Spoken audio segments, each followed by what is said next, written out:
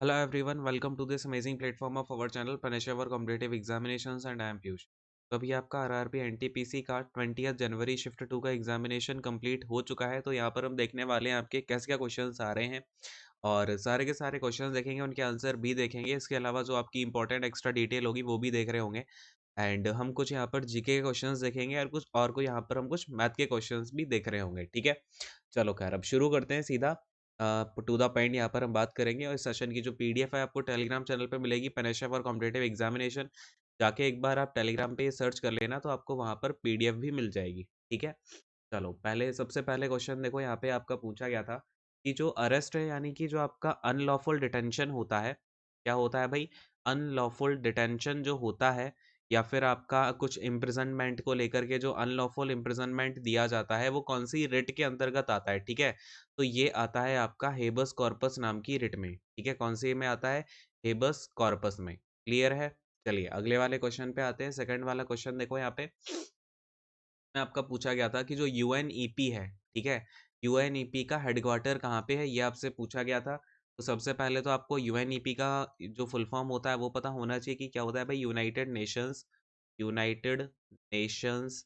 और ई से हो जाता है आपका एनवायरनमेंट और पी से क्या हो जाता है भाई? प्रोग्राम हो जाता है। ठीक है, तो United Nations Environment Programme. Clear है? चलो अब आपसे क्या पूछा जाएगा यहाँ पे कि यूएनईपी का हेडक्वार्टर कहाँ पे है? तो इसका हेडक्वार्टर है नैरोबी में।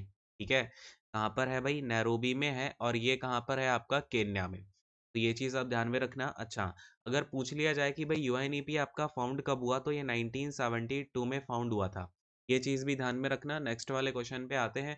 थर्ड वाला क्वेश्चन देखो, इसमें आपका पूछा गया था कि जो लक्षद्वीप है, लक्षद्वीप की ऑफिशियल लैंग्वेज कौन सी है? ठीक है, क्या पूछा गया भाई?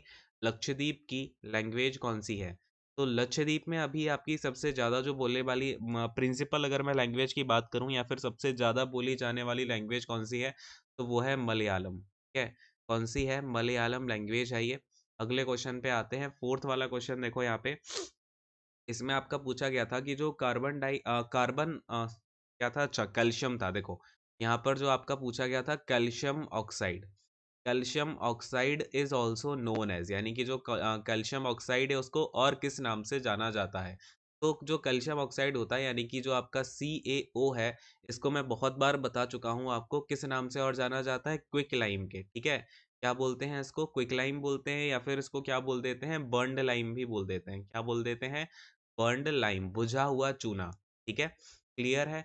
अगले वाले क्वेश्चन पे आते हैं। फिफ्थ वाला क्वेश्चन देखो, यहाँ पर आपसे पूछा गया था कि 1984 में कौन सी यूनेस्को वर्ल्ड हेरिटेज साइट आपकी इंक्लूड हुई? ठीक है, यूनेस्को वर्ल्ड हेरिटेज साइट में कौन सी साइट इंक्लूड हुई है?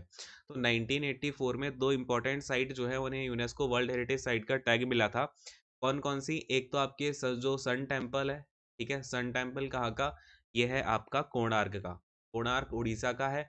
और दूसरे नंबर पे है group of monuments of Mahabalipuram, group of monuments of Mahabalipuram, monuments of Mahabalipuram. ठीक है, तो इन दोनों को जो है आपका 1984 में यूनेस्को वर्ल्ड हेरिटेज साइट का यहाँ पर क्या मिला था? टैग मिल गया था। अगले वाले क्वेश्चन पे आते हैं। आपका सिक्स्थ नंबर का क्वेश्चन देखो। अच्छा, ये आपका जो सिक्स्थ क्वेश्चन है वो थोड़ा इस तरीके से पूछा था कि जो महात्मा गांधी हैं, महात्मा गांधी जब इंडिया में आए तो इन्होंने अपना सबसे पहला यानी कि जो इनका फर्स्ट स्पीच था, कौन सा भाई? जो फर्स्ट स्पीच था वो इन्होंने कहाँ पर दिया? ठीक है, तो आई थिंक इन्होंने अपना सबसे पहला स्पीच बॉम्बे में ही दिया था। लेकिन इस आंसर में अभी मैं श्योर नहीं हूँ। ठीक है, एक बार अगर आप लोग को आंसर पता हो इसका नीचे कमेंट करना कि महात्मा गांधी ने पहला स्पीच अपना कहाँ दिया था और क्वेश्चन क्या यही था या फिर इससे कुछ यूनिवर्सिटी वगैरह पूछी हुई थी। ठीक है, चलो नेक्स्ट वाले क्वेश्चन पे आते हैं। अब देखो यहाँ पर आपका ये मैथ अच्छा, ये तो कंप्यूटर का क्वेश्चन है आपका कि जो वीडियो फॉर्मेट होता है वो कौन सा नहीं है? ठीक है, वीडियो फॉर्मेट कौन सा नहीं होता है? ये फिर आपके ऑप्शन में क्या क्या था, उसमें से एक था आपका डॉट जेपीईजी। ठीक है, तो जो डॉट जेपीईजी होता है ना, ये एक इमेज का फॉर्मेट होता है। ठीक है, इसका होता है, ये इमेज का फॉर्मेट होता है, तो ये वीडियो फॉर्मेट में नहीं आता, यही आपको टिक करना था। क्लियर है? चलिए नेक्स्ट वाले क्वेश्चन पे आते हैं। आपका एट्थ वाला क्वेश्चन देखो। अब यहाँ पर हम मैथ की बात करने लग रहे हैं। देखो सबसे पहला जो क्वेश्चन इसमें आपका पूछा गया वो टैंक से रिलेटेड था। जो आपका टैंक होता है ना, उसमें क्या था आपका कि भाई जो तीन पाइप हैं आप में से, इसमें जो दो पाइप हैं, लेट से आपके तीन पाइप हैं एबीसी, सी वाला जो पाइप है वो खाली कर रहा है टंकी को, माइनस में है, और ए बी क्या कर रहे हैं, भरने लग रहे हैं, ठीक है। तो ए भरता है 6 आवर में, बी भरता है 5 आवर में, और सी जो है वो खाली कर देता है माइनस का 30 आवर या फिर मिनट, आपका जो भी क्वेश्चन में दिया होगा, ठीक है। अब यहाँ पर आपसे क्या पूछा था कि तीनों मिलकर के कितनी देर में जो है टैंक को भर देंगे, क्लियर है। तो यहाँ पर देखो इसका एलसीएम दिख रहा है आपको, 30 के 5 हो जाएगी, इसकी इफिशियंसी 6 हो जाएगी, इसकी कितनी हो जाएगी भाई, माइनस का 1। तो बस फटाफट से अगर मैं बात करूँ, तीनों को अगर खोल दिया जाएगा तो टोटल वर्क यानी कि टोटल जो वॉल्यूम है वो ऊपर आ जाएगा, नीचे हो जाएगा आपका ये कितना, 10 हो जाएगा। तो कितनी देर में आपकी पूरी टंकी भर जाएगी, 3 घंटे, यानी कि 3 आवर्स में, या फिर आपका जो भी यहाँ पर आवर दिया हो, मिनट दिया हो, ठीक है। तो ये जो है आपका एक क्वेश्चन आया टाइम एंड वर्क का। नेक्स्ट वाले क्वेश्चन पे आते हैं, 9th वाला क्वेश्चन देखो, ये आपका अगेन मैथ का है। इसमें क्या पूछा गया था कि अगर आपका साइन 3 थीटा इक्वल टू में है, देखो साइन 3 थीटा इक्वल टू में है कॉस थीटा माइनस 6 के, तो यहाँ पर पूछा कि भाई थीटा की वैल्यू क्या हो जाएगी। अब देखो साइन 3 थीटा है और ये थीटा माइनस 6 है। आपको पता है साइन और कॉस जब इक्वल होते हैं ना, तो दोनों का जो एंगल का सम है, यानी कि 3 थीटा प्लस में थीटा माइनस 6 इक्वल टू क्या हो जाता है, 90 डिग्री हो जाता है, ठीक है। तो ये क्या हो जाएगा आपका, 4 थीटा इक्वल टू 96 हो जाएगा। और अगर मैं आपसे बात करूं थीटा इक्वल टू कितना हो जाएगा, तो 4 टू ज़ा 8, और फिर आपका 4 4 जा 16, तो थीटा आ जाएगा 24 डिग्री। क्लियर है, कितना हो जाएगा, 24 हो जाएगा।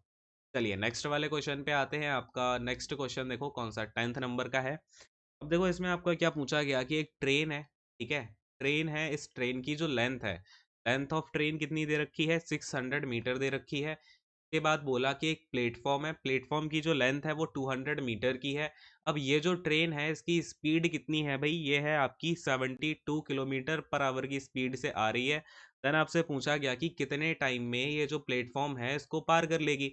तो बस बहुत इजी सा है, यहाँ पर अगर मैं बात करूँ कि टोटल डिस्टेंस कितनी हो जाएगी, तो ये हो जाएगी आपकी ट्रेन की लेंथ 600 प्लस में प्लेटफॉर्म की लेंथ 200, कितनी हो गई भाई, 800। और स्पीड की अगर मैं मीटर पर सेकंड में चेंज कर दूं तो कितना हो जाएगा, 52 इंटू 5/18, ठीक है। और 18 से अगर मैं इसमें आपका डिवाइड कर दूं तो 18 फोर जा चला जाएगा आपका कितना, 72, और 5 फोर जा कितना हो जाएगा, 20। तो 20 मीटर पर सेकंड स्पीड आ जाएगी। बस टाइम इक्वल टू क्या हो जाएगा, 800 अपॉन का 20, ये जीरो से जीरो गया, ये गया 40। तो टाइम हो जाएगा आपका 40 सेकंड का, 40 सेकंड में ये जो ट्रेन है ये प्लेटफॉर्म को पार कर जाएगी, ठीक है। तो ये तो कुछ क्वेश्चन हो गए जो कि आपके आज के एग्जाम में पूछे गए। अब जिन लोगों ने एग्जाम दिया है वो लोग और भी क्वेश्चंस नीचे कमेंट करके बता सकते हैं, ठीक है। तो यहीं पर अब इस सेशन को एंड करेंगे। आई होप कि आपको सारी चीज़ें क्लियर हो गई होंगी। तो thank you so much, God bless you all, take care, bye bye. And जिन लोगों का आगे आने वाली शिफ्ट में एग्जामिनेशन है उनके लिए ऑल द बेस्ट, ठीक है। अच्छे से पढ़ाई करो, बिल्कुल फ्री होकर के जो भी चीज़ें पढ़ी हुई हैं उनको रिवाइज कर लो एक बार, ठीक है। चलो खैर, बाय बाय।